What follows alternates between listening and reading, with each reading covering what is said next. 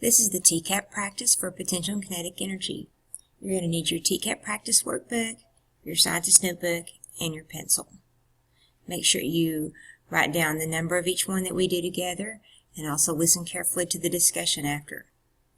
In your TCAP practice workbook, turn to page number 3 and do number 7.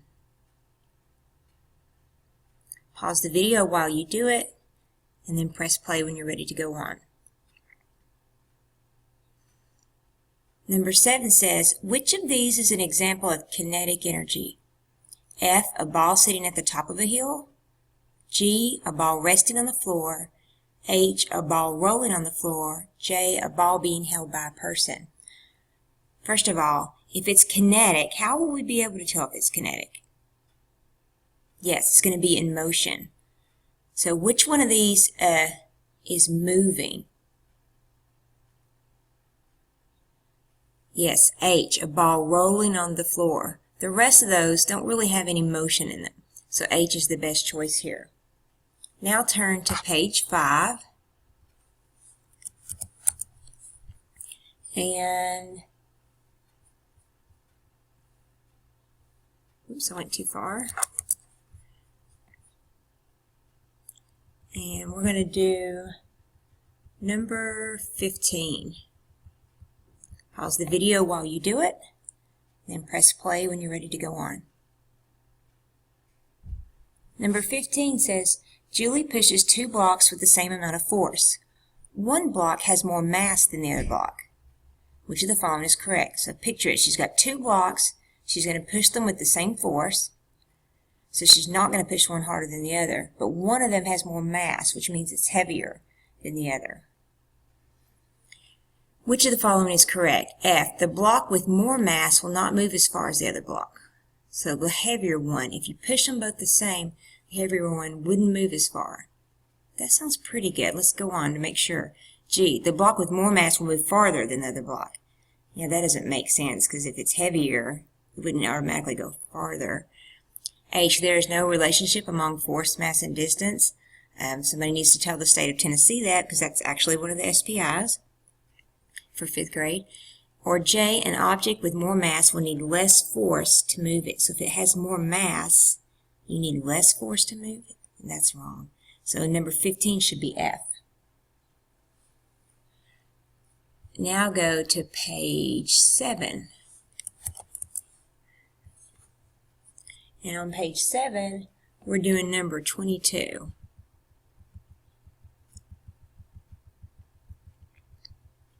Pause the video, press play when you're ready to go on. Number 22 says, which of these is an example of only potential energy? We've talked in class about, usually in real life, you have potential and kinetic going on at the same time. So what you're looking for one that doesn't have any motion, because that would mean there's no kinetic, it's only potential. So we can look for, get rid of the ones that have motion. Which ones have motion in them? Yeah, G, a ball rolling on the ground. Rolling is moving, so that's kinetic. So that can be only potential energy. J, a ball thrown from 3rd base to 1st base, that's motion too, so that can't be only potential. So it says a roller coaster at the bottom of a hill, or a roller coaster stopped at the top of a hill. Which one is only potential? Probably H is our best choice. Since it's at the top of a hill, it has stored energy from being up high. Now go to page 8. And we're going to do, if I can get down there, number 25. Pause the video and press play when you're ready to go on. 25 says, which word best describes kinetic energy? Stretch, elasticity, stored, or motion? You should have chosen J, motion. In fact, that's part of our definition for kinetic energy, energy in motion. Now let's go to do one more. Go to page 14. This one is an example of one that you probably wouldn't see on TCAP this way, with these types of answer choices and using some of these words, because they're not part of 5th grade science curriculum. But The idea behind this question is a good one, so I want you to do it anyway. 41 says, and I want us to do this one together, it says, look at the picture of a bowling ball and a baseball. Which best describes how mass affects the way a baseball and a bowling ball move? Now right away, you should start to make connections between your real life experiences, our discussions in class, our experiment. The bowling ball and the baseball, that's like the big block and the little block. Think about what happened when the golf ball hit the big block versus the little block. So let's look at the choices. F, the bowling ball has greater mass, so it encounters less friction. If something has more matter in it, it's heavier, is it going to rub less? No, it should rub more because gravity's pulling on it even harder, so it's going to rub it even harder as it rolls. G, the bowling ball has greater mass, so it requires greater force to overcome inertia. It does have greater mass. It does require greater force, but inertia is a word we've not talked about, so I'm going to hold off on that one. H, the baseball has less mass, which gives it more momentum. It does have less mass, but since it's not even moving, I don't really think it has momentum. J, the baseball has greater acceleration because a force is exerted on it by an object with greater mass. It doesn't even say anything about a force being exerted on anything. So we can get rid of H and J and F. G is probably the right one. And again, I said they wouldn't have these answer choices because these are words you're not supposed to be learning in 5th grade. Not that they're too hard or anything. But I want to talk about the word inertia for a second. Inertia is the word we use in science for an object's tendency to keep on doing what it's doing. For example, have you ever been over on Highway 66, like right around where Powell's and Walmart is, and then somebody pulls out in front of you and your parents have to slam on the brakes? When they do that, what does your body do?